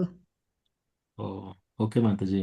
సో అంటే 65 years లో యూజువల్ గా ఏంటంటే భక్తి శాస్త్రి, భక్తి వైభవ్, మీరు ఇంకో పని చేయొచ్చు. మీరు భక్తి వైభవ్ తీసుకోండి, కానీ ఎగ్జామ్స్ లేకుండా క్లాసెస్ అన్ని తీసుకోండి, వినండి, వింటున్నా ప్రభు, వింటున్నా రెగ్యులర్ ఎగ్జామ్ గా లేకుండా వింటున్నా. కూడా చేయొచ్చు. అది అంటే కోర్సు సర్టిఫికేట్ ఏమి ఇవ్వరు, కానీ మీరు అది పూర్తి చేయొచ్చు. సో వింటున్నా ప్రభు, రెగ్యులర్ గా వింటున్నా ఆన్సర్లు చెప్తా, అన్ని చేస్తా ప్రభు. కానీ ఎగ్జామ్ అది నాకు బట్టి పడుతుంటే నాకు నరాలు నొప్పి అవుతున్నాయి ప్రభు. అట్లా ఆన్సర్లు కూడా రాయగలుగుతా, శ్లోకాలు భయం అవుతుందని. ఆన్సర్లు అన్ని రాయగలుగుతా, శ్లోకాలు భయం అవుతుంది. శ్లోకాలు లేకుండా కూడా మీకు భక్తి వైభవ్ సర్టిఫికేట్ వస్తుంది మాతాజీ. ఎస్ఏలు రాసేసి మీరు శ్లోకాస్ కొన్ని మార్క్స్ ఉంటాయి, ఆ మార్క్స్ పోతాయి, అయినా కూడా మీరు పాస్ కావచ్చు. సో ఎక్కువగా స్ట్రెయిన్ తీసుకోకండి, మీకు ఈజీగా ఏదవుతుందో అది చేయండి. అదే మరి రాయాలని అనిపిస్తుంది, ఒక సైడ్ రాయాలనిపిస్తుంది, ఒక సైడ్ ఏమో వద్దనిపిస్తుంది. అయ్యో ప్రభాలు చెప్పిండే కదా, వినాలి కదా. ఇప్పుడు మనం రాస్తేనే కొంచెం మనది మనకు ఉంటది ప్రభు. రాయకపోతే ఇక చదివి అక్కడ పక్క పెట్టేస్తాం ప్రభు, మన మైండ్ లో ఉంచుకోము. రాస్తే మాత్రం మన జ్ఞాపకం ఉంటుంది. అది నా బాధ. చూడండి మాతాజీ, మీ ఏజ్ లో మీ ప్రకారం ఎంత ఈజీ అయితే అంత మీరు 16 రౌండ్లు చాంటింగ్ చేసి దాని తర్వాత ఇంకా టైం ఉంటే ట్రై 32 రౌండ్స్ చేస్తున్నా ప్రభు, పొద్దున సాయంత్రం 32 రౌండ్స్ చేస్తా, 4 నియమాలు పాటిస్తా. కానీ నేను ఒక్కదాన్నే ప్రభు, మా ఇంట్లో భక్తురాలు ఎవరు చేయరు, మా బిడ్డ చేస్తుంది. ఓకే ఓకే సార్ మాతాజీ, అమేజింగ్. మీరు 32 రౌండ్లు చేస్తున్నా అంటే గ్రేట్ అది. ఓకే మాతాజీ, థ్యాంక్ యూ. రమేష్ ప్రభు. శ్రీకృష్ణ ప్రభుజీ ధన్యవాద ప్రణామాలు. ఈ రోజు మీరు చెప్పిన విషయాలన్నీ కూడా చాలా బాగున్నాయి. ప్రశ్న ఆవిడ అయినప్పటికీ కూడా అందరికీ ఉద్దేశించి మీరు ఎన్నో మార్గాలు చెప్పారు. అయితే ఇదే ప్రశ్నని ఇంకో ప్రభు ద్వారా కూడా నేను కొంత వినడం జరిగింది. I would like to share those views also. ఏంటంటే ఏదైనా ఇలా జరిగినప్పుడు observe don't observe first rule. అది మీరు ఎలాగే చెప్పారు. అది రెండోది ఏంటంటే మీరు చాంట్ చేసుకున్నప్పుడు వాళ్ళ గురించి ప్రార్థించండి. అలాగే ఏకాదశి చేసుకున్నప్పుడు ఏ వ్రతానికైనా సరే ఒక నియమం ఉంది. ఆ వ్రతం చేసుకున్నప్పుడు ఆ యొక్క వ్రత ఫలం మనకొక్కడగా మాత్రమే వస్తుంది. అంటే మనం అంటే భార్యాభర్తలు ఆ కుటుంబానికి వస్తుంది. ఎప్పుడైతే మనం ఏకాదశి వ్రతం చేస్తామో ఆ ఏకాదశి వ్రతానికి ఆ ఫలితాన్ని మనం ఎవరికైనా జారపోయచ్చు.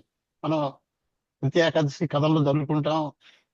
రాజుకు ప్రాబ్లం వచ్చినా, దేశానికి ప్రాబ్లం వచ్చినా, వాళ్ళకి వచ్చినా కూడా ఆ ఇంట్లో వాళ్ళందరూ కలిసి ఏకాదశి వ్రతం చేసి ఆ ఫలితాన్ని దారిపోయటం వల్ల వాళ్ళకి అది జరుగుతుంది. కాబట్టి రేపు ఏకాదశి రాబోతుంది. కాబట్టి మాతాజీని ఎవరైతే చెప్పారో సుధా మాతాజీని రేపు ఒక సంకల్పం చెప్పుకుని ఇక్కడి నుంచి ఈ ప్రాబ్లం నాకు ఉండకుండా ఉండుగాక, వాళ్ళందరి హృదయాల్లో ఆ భగవంతుడి అదంతా శాంతంగా ఉండుగాక అని ఒక సంకల్పం చెప్పుకుని ద్వాదశ రోజు పారణ గడియల్లో మళ్ళీ చేతుల్లో నీళ్లు పోసుకుని ఈ రోజు నిన్న ఏకాదశి రోజు నేను చేసిన ఈ వ్రత పుణ్యాన్ని అంతా కూడా నేను దారపోస్తున్నా అని చెప్పి నేల మీద ఉంచి ఆ ప్రాబ్లం సాల్వ్ అయిపోయినట్టుగా అలా దారం ఇస్తే కనుక ఆ ప్రాబ్లం అలా మీకు ఎంతకాలం అయితే ఉందో అంతకాలం మీరు చేస్తూ ఆ వ్రత ఫలాన్ని మీరు దారపోస్తే కనుక డెఫినెట్ గా అది సాల్వ్ అవుతుందని చెప్పి నేను విన్నాను. మేబీ ఇట్ ఈస్ కరెక్ట్ అని నమ్ముతున్నాను. ప్రభుజీలు చెప్పారు కాబట్టి ఇది నేను షేర్ చేస్తున్నాను అనమాట. అందరికి ఉపయోగపడిందని చెప్పి. తప్పకుండా ప్రభుజీ. Thank you Prabhuji. తప్పకుండా. చాలా చాలా థ్యాంక్స్ ప్రభుజీ. ప్రణామాలు ప్రభుజీ. దానికి ఏకాదశి వ్రతం మనం వేరే వాళ్ళకి పోసేది అనేది మీరు ఒకసారి దాని రెఫరెన్స్ కనుక్కోండి ప్రభుజీ. దాన్ని అంటే కథల్లోనే ఇచ్చారు ప్రభుజీ.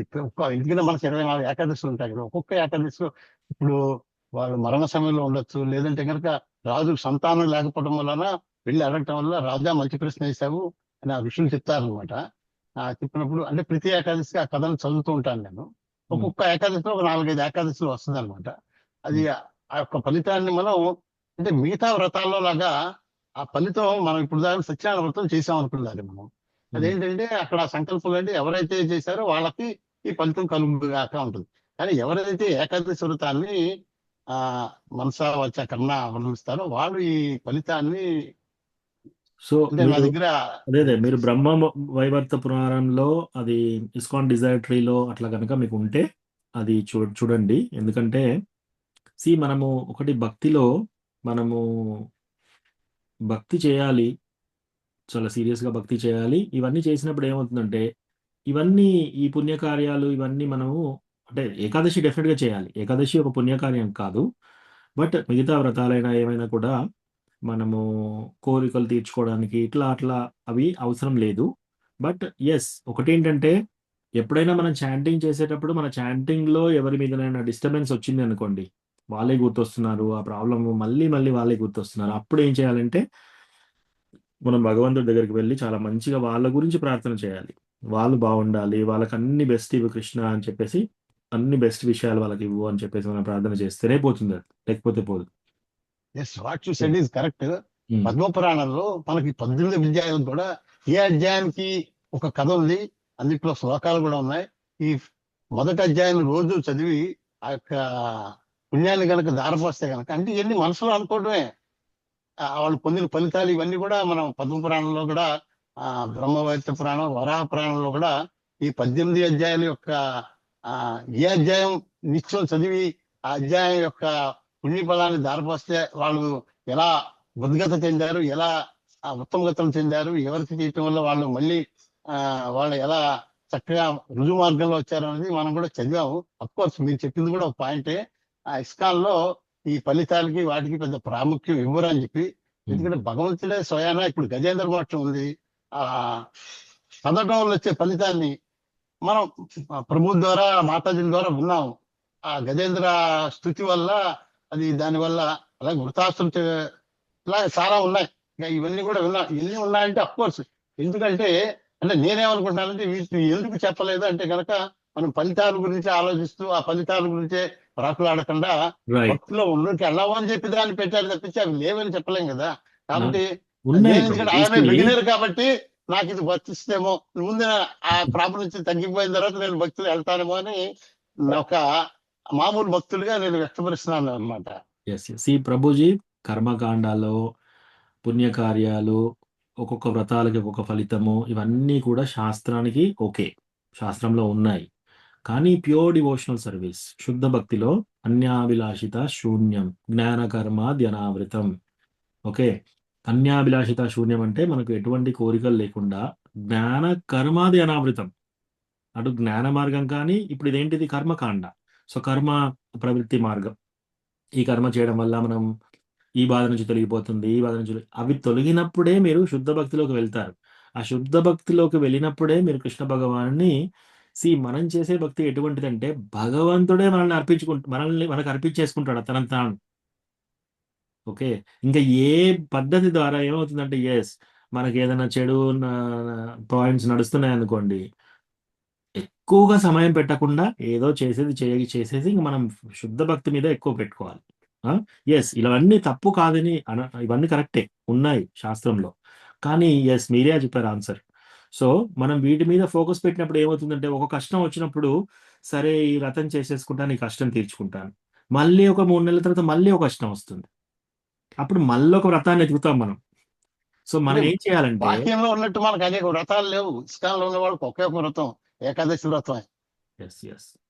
సో మనం ఏకాదశి చేయడం అది కూడా ఏంటంటే ఓన్లీ కృష్ణ భగవాను ప్లీజ్ చేయడం కోసం, కృష్ణాని సంతృప్తి పరచడం కోసం. మనం చాంటింగ్ చేసేది కృష్ణాని సంతృప్తించడం అంతే.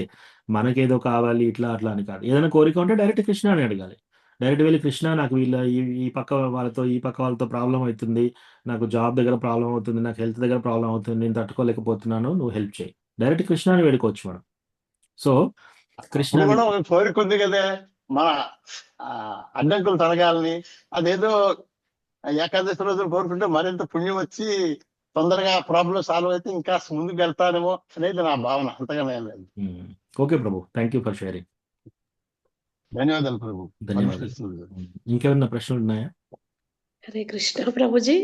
పరశురామ అవతారంలో భగవంతుడు అలా చేశారు కదా ప్రభుజీ, దాని గురించి ఒకసారి వివరించండి. సో మీరు అంటే ఏ విషయంలో అంటున్నారు మాతాజీ? పరశురామ అవతారంలో భగవంతుడు డైరెక్ట్ గా రాజులను అందరినీ సంహరించారు కదా ప్రభుజీ, అంటే వేచి ఉండలేదు కదా అక్కడ అనే దాని గురించి, అలా ఎందుకు అనే దాని గురించి ప్రభుజీ. సో మాతాజీ, ఒక్కొక్క అవతారంలో భగవంతుడు ఒక్కొక్క టైప్ లీలా చేస్తాడనమాట. అప్పుడు ఏంటంటే, అప్పుడు క్షత్రియుల భారి నుంచి ధరిత్రిని రక్షించడం కోసం సంహరించాడు. ఆయన ఏ విధంగా చంపాడంటే, ఆయన గొడ్డలితో శ్రీమద్ భాగవతంలో ఎలా చెప్తున్నారు అంటే, ఆయన వెళ్ళి ఎన్ని తలలు నరికేస్తాడంటే ఆ తలలన్నీ పెడితే ఒక పెద్ద గుట్ట అయిపోతుంది. తర్వాత అక్కడ రక్తపాతం ఎంత ఉంది అంటే ఒక 7 చెరువులు రక్తం ఉంది. 7 చెరువులు పారుతూ ఉంటాయి అన్నమాట రక్తం. సో అలా చేస్తున్నాడు భగవంతుడు పరశురామ అవతారంలో. సో మరి ప్రతి అవతారంలో అలాగే చేయాలి అంటే మాతాజీ, మనకి భగవంతుడు వచ్చినప్పుడల్లా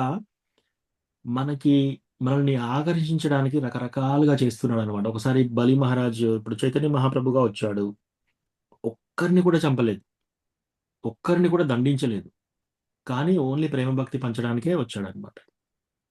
వామన అవతారం ఉందనుకోండి, వామన అవతారంలో అక్కడ కూడా ఎవరిని సంహరించలేదు, ఒక చాలా చిన్న బ్రాహ్మణులాగా వచ్చాడు. ఆ తర్వాత త్రివిక్రమ రూపంలో మొత్తం అన్ని ఆక్రమించుకుంటాడు. ఆ తర్వాత మళ్ళీ బలి మహారాజు తలపైన పెట్టేసి ఆయన పాతాళ లోకానికి, రసాతల లోకానికి తొక్కేస్తాడు. సో తద్వారా ఏంటంటే బలి మహారాజు యొక్క గొప్పతనం చెప్పడం కోసం ఆ లీల చేస్తాడు. సో అట్లాగే కూర్మ అవతారం వచ్చినప్పుడు ఏంటంటే, యాక్చువల్లీ భగవంతుడికి ఏంటంటే కొంచెం వెన్ను దగ్గర కొంచెం దురద ఉంటుంది. సో ఆ దురద తీర్చుకోవడం కోసం ఆయన ఏం చేస్తున్నాడు, డైరెక్ట్ గా ఈ అవతారంలో వచ్చేసి ఆ మందరాచల మౌంటైన్ మొత్తము ఆయన వెన్ను పైన పెట్టేసి వాళ్ళు ఆ చిలకం చేస్తూ ఉంటే, తద్వారా ఆయనకి ఏంటి మంచి మసాజ్ లాగా వస్తుంది అనమాట. సో ఒక్కొక్క అవతారంలో ఒక్కొక్క లీల చేస్తున్నాడు. ఆ లీలలో మనకు అట్రాక్టివ్గా రామచంద్ర అనుకో చాలా మంది అట్రాక్ట్ అవుతారు రామచంద్ర లీలలో.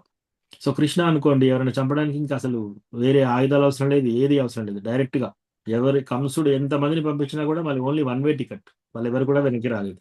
సో అట్లా ఆ రకరకాల అవతారాల్లో భగవంతుడు వచ్చి రకరకాల లీలలు చేస్తాడు. అందులో ఒకటి పరశురామ అవతారం. సో ప్రతి అవతారంలో అలాగే చేయాలనేది ఏం లేదనమాట. సో మనం ఎలా తీసుకోవాలంటే అంటే ఆ అవతారంలో క్షత్రియులని సంహరించడానికి కోసం ప్రత్యేకంగా ఆ అవతారం తీసుకొని వచ్చాడు. సో అట్లా రకరకాల లీలలు, రకరకాల అవతారాలు, కొన్ని అసలు మనం కౌంట్ చేయలేము, అన్ని అవతారాలు ఉన్నాయన్నమాట భగవంతుడు. అది మాత్రం. ఓకే ప్రభుజీ, హరే కృష్ణ. ఓకే, ఇంకేమైనా ప్రశ్నలు ఉన్నాయి? హరే కృష్ణ ప్రభుజీ, ప్రణామాలు ప్రభుజీ. ధన్యవాదాలు ప్రభుజీ. ధన్యవాద ప్రణామం. థ్యాంక్ యూ ప్రభు. రమేష్ ప్రభు ధన్యవాద ప్రణామం. ప్రభుజీ హరే కృష్ణ. ప్రభుజీ, యోగమాయ అంటే కొన్నిసార్లు రాధాదేవి అని చెప్తున్నారు, కొన్నిసార్లు సుభద్ర మాత అంటున్నారు. ఇందులో ఏది కరెక్ట్ ప్రభుజీ?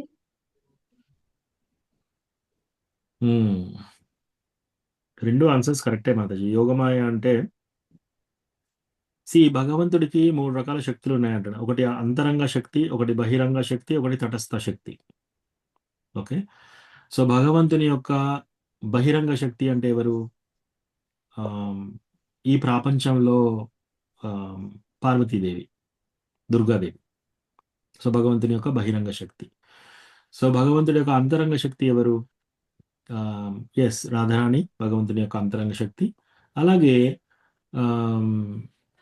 జగన్నాథ్, బలదేవ్, సుభద్ర అట్లా వచ్చినప్పుడు సుభద్రమాయిగా చెప్తారు.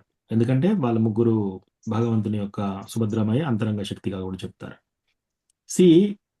రాధారాణి యొక్క ఎక్స్పాన్షన్స్, ఇప్పుడు కృష్ణ భగవాని యొక్క ఎక్స్పాన్షన్స్ తోని ఏ విధంగా అయితే ఈ అన్ని రకాల అవతారాలు భగవంతుని వస్తున్నాయో, లైక్ వసుదేవ, సంకర్షణ, ప్రద్యుమ్న, అనిరుద్ధ, నారాయణ, తర్వాత గర్భోదశాయి విష్ణు, క్షీరోదశాయి విష్ణు, వీరందరూ అంశాలు కృష్ణుడు. ఆ విధంగానే రాధారాణి యొక్క అంశాలు ఉన్నాయి. ఓకే, రాధారాణి యొక్క అంశలే సుభద్రమై, రాధారాణి యొక్క అంశలే అందరూ లక్ష్మీదేవులు, రాధారాణి యొక్క అంశలే అందరూ గోపీస్, రాధారాణి యొక్క అంశలే అట్లా అందరు లక్ష్మీదేవులు కూడా రాధారాణి యొక్క అంశాలు. సో ఆ విధంగా ఎస్, ఇద్దరిని కూడా యోగమాయ శక్తి కింద చెప్పవచ్చు. Thank you Prabhuji. Hare Krishna.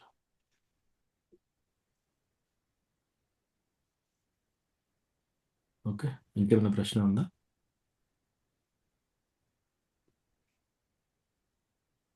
Okay, లేకపోతే ఇక్కడ ఆపుదాము. వాంఛాకల్పతరుభ్యస్య కృపా సింధుభ్య ఏవ చ పతితానాం పావనేభ్యో వైష్ణవేభ్యో నమో నమః.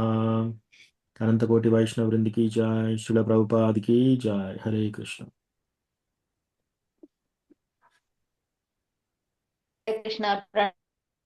Thank you Prabhuji, Hare Krishna. హరే కృష్ణ ప్రభుజీ, దండోత్ ప్రణామాలు ప్రభుజీ. హరే కృష్ణ ప్రభుజీ, ధన్యవాదాలు ప్రభుజీ. దండోత్ ప్రణామం, ధన్యవాదాలు.